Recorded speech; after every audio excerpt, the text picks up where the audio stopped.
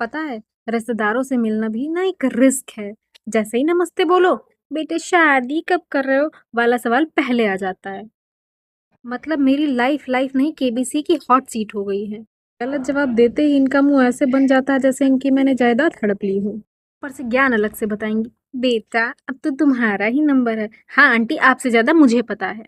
जब मुझे आपकी 30 साल की बेटी की शादी में रसगुल्ले खाने को मिलेंगे, समझ लेना मेरी शादी उसी दिन हो गई है।